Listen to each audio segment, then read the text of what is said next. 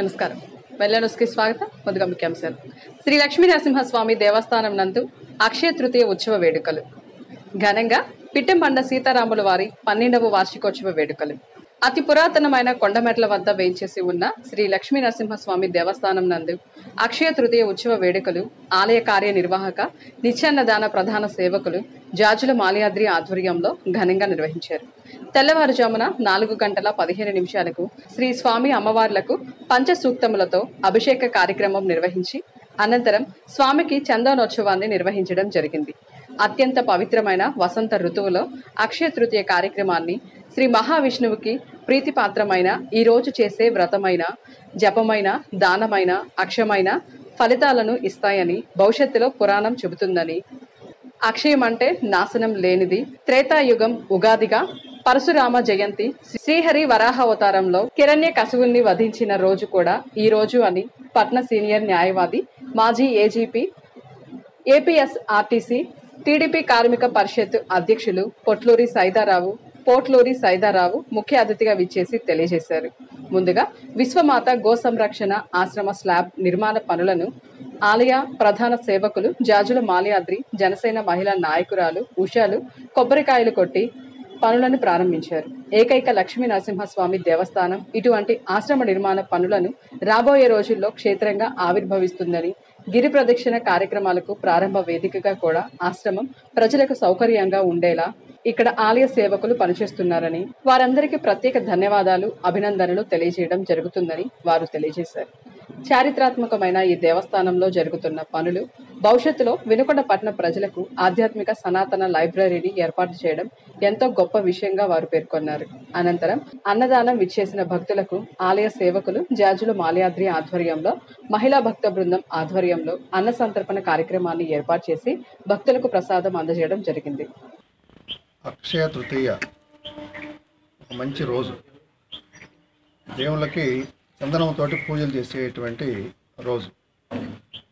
దీనిలో భాగంగా ఈ రోజున ఇక్కడ లక్ష్మీ నరసింహస్వామి అంటే సుమారు 580 సంవత్సరాల క్రితం ఉన్నటువంటి శాసనాల ప్రకారం ఈ గుడి నిర్మాణం అనేటువంటిది విష్ణుకుండినులు, ఆ తర్వాత కృష్ణదేవరాయలు గారు ఈ గుడి నిర్మాణాన్ని పూర్తి చేయడం అనేటువంటిది జరిగింది. 580 సంవత్సరాల క్రితము దూరదృష్టితోటి 500 సంవత్సరాల తర్వాత జనరల్గా ఉండేటువంటి గ్రామాలు ఏ విధంగా ఉంటాయి, దేవుడు అందరికీ ఈ గుడి అనేటువంటిది కనిపించాలనేటువంటి ఒక దూరదృష్టితోటి, మంచి ఫౌండేషన్ తోటి, చాలా నాణ్యమైనటువంటి కట్టుబడితోటి ఈ గుడి నిర్మాణం చేశారు. కానీ తర్వాత అనేక సంవత్సరాలు మంచి పూజలు ఈ దేవుడు అందుకున్నటువంటి పరిస్థితి ఇక్కడ కనిపిస్తూ ఉంది. తర్వాత కాలానుగుణంగా మరి గుడి సుమారు ఒక 200 సంవత్సరాలు నిరుపయోగంగా ఉండిపోయింది. వినుకొండ చరిత్రను చదివినటువంటి గుంటూరులో ఉన్నటువంటి అమ్మా ట్రస్ట్ బాబా గారు వినుకొండ చరిత్రను చదువుతూ ఇక్కడ లక్ష్మీ నరసింహస్వామి గుడి అనేటువంటిది పురాతనమైనటువంటి గుడి ఉంది, నిరుపయోగంగా ఉంది, దీన్ని మళ్ళా ఈ ప్రారంభించాలని చెప్పి ఆయన స్వయంగా వచ్చేసి ఆయనే స్వయంగా లక్ష్మీ నరసింహస్వామి గారు ఉన్నటువంటి ఆ యొక్క విగ్రహాన్ని మళ్ళా పునఃప్రతిష్ఠ చేసి ఈ రోజు వరకు కూడా పూజా కార్యక్రమం అనేటువంటివి ప్రజల యొక్క ఆదరణతోటి, ముఖ్యంగా మరి దేవుడు అవకాశం ఇచ్చినటువంటి మాల్యాద్రి గారు వారి యొక్క ఆధ్వర్యంలో ఈ గుడి అనే పూజా కార్యక్రమాలు కానివ్వండి, అభివృద్ధి కార్యక్రమాలు అన్నీ కూడా ముందుకు సాగిపోతూ ఉన్నాయి. సరే, ఈరోజు ఆల్రెడీ ఇప్పటికే ఈ లక్ష్మీ నరసింహస్వామి ఆశ్రమం అనేటువంటి దాన్ని ఒకటి ప్రారంభించడం జరిగింది. ఇది భక్తులందరి యొక్క సహకారంతో, సేవకుల యొక్క సహకారంతో ముందుకు పోతూ ఉంది. దీంట్లో మనకు స్థానికంగా ఉన్నటువంటి మరి మన గౌరవనీయులు ఇలా శాసనసభ మరి సిపిపి అనేటువంటి జీవి ఆంజనేయులు గారు, అలాగే మరి మాజీ ఎమ్మెల్యే మక్కెన మల్లికార్జున గారు, ఇలాగా అనేక మంది మంచి హృదయం ఉన్నటువంటి, దేవుని పట్ల విశ్వాసం ఉన్నటువంటి మరి టౌన్లో ఉన్నటువంటి పుర ప్రముఖులు అనేక మంది సహాయ సహకారాలతోటి ఈ గుడి అనేటువంటిది అభివృద్ధి, దాంట్లో భాగంగా ఈ యొక్క ఆశ్రమం అనేటువంటిది నిర్మాణం అటువంటి జరుగుతూ ఉంది.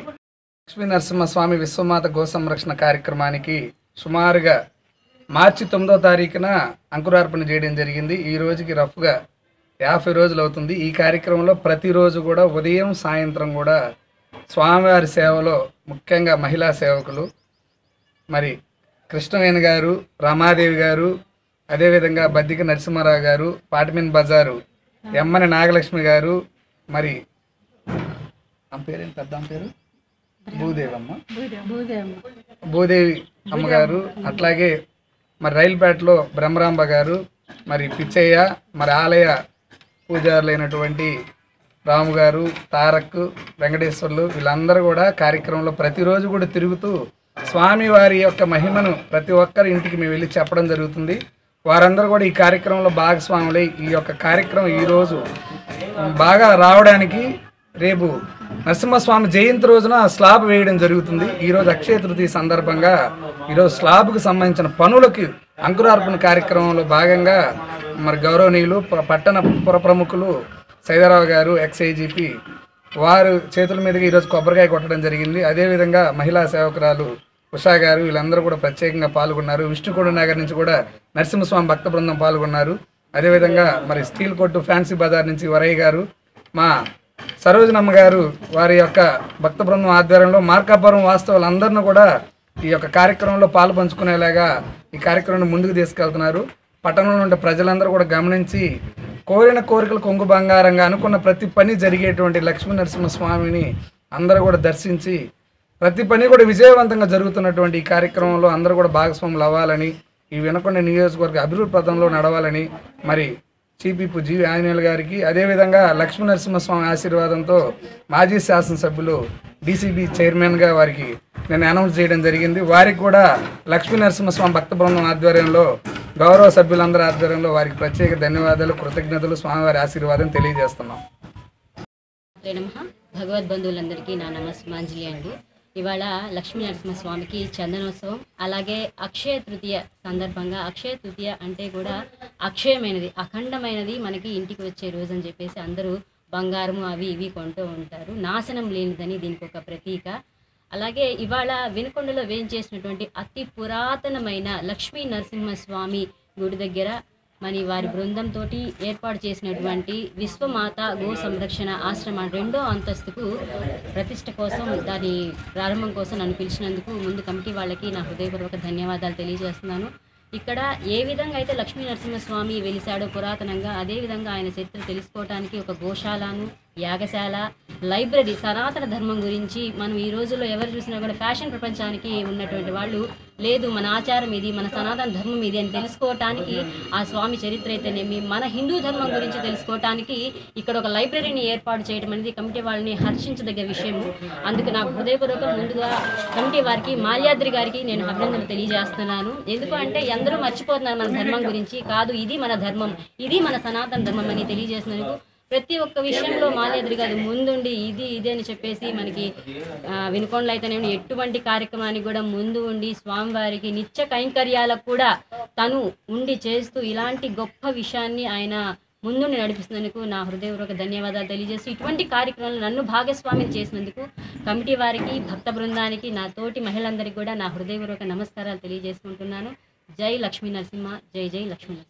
వినుకొండ మండలం పిట్టంబండ గ్రామం నందు సీతారాముల వారి 12వ వార్షికోత్సవ వేడుకలు ఆలయంలో ఘనంగా నిర్వహించారు. వార్షికోత్సవ సందర్భంగా స్వామివారిని టీడీపీ నాయకులు దర్శించుకొని ప్రత్యేక పూజ కార్యక్రమాలు నిర్వహించి తీర్థ ప్రసాదాలు స్వీకరించారు. సీతారాముల వారి ఆశీస్సులతో స్థానిక శాసనసభ్యులు జీవి ఆంజనేయులకు రాష్ట్ర ప్రభుత్వ చీఫ్ విప్ కేబినెట్ పదవి ఇచ్చినందుకు, అదేవిధంగా మాజీ ఎమ్మెల్యేగా ఉన్నటువంటి మక్కెన మల్లికార్జునరావుకి జీడీసీసీ బ్యాంకు చైర్మన్ గా పదవులు రావడం ఎంతో అభినందనీయంగా ఉందని, రానున్న రోజుల్లో వినుకొండ నియోజకవర్గం అన్ని రంగాల్లో ముందు ఉండాలని ఈ సందర్భంగా భగవంతుని ప్రార్థించినట్లు వారు తెలియజేశారు. బ్రాహ్మణపల్లి, విటమరాజుపల్లి మధ్యలో ఉన్న మైనర్ ఇరిగేషన్ కాలువ రిపేర్ పనులు వెంటనే మొదలు పెట్టేలా చర్యలు తీసుకోవాలని పీడీఎం రాష్ట్ర కమిటీ సభ్యులు వై వెంకటేశ్వరరావు, రైతులు పగడాల చిన్నికోటిరెడ్డి, కంటా రంగారావులు తెలియజేశారు. వినుకొండ మండలం బ్రాహ్మణపల్లి రోడ్డు నుండి నర్సరావుపేట రోడ్డు వరకు 1 కిలోమీటర్కు పైగా కాలువ 2 వైపులా కంప చెట్లు మేలేసి రహదారి లేక రైతులు ఇబ్బందులు పడుతున్నారు. దీనిపై అధికారులకి అర్జీలు పెట్టిన తరువాత ఇటీవల 2 వైపులా సర్వే చేసి హద్దులు నిర్ణయించడం జరిగిందన్నారు. సుదీర్ఘ కాలం నుండి కాలువ మరమ్మతులకు నోచుకోకపోవడం వలన రైతులు ఇబ్బంది పడుతున్నారని, ఈ విషయంపై మండల తహసీల్దార్కు వినతి పత్రం అందజేయడం జరిగిందన్నారు. ఇంతటితో వెన్నెలాని సమాప్తం. తిరిగి రేపటి వెల్లెన్స్లో కలుసుకుందాం. నమస్కారం.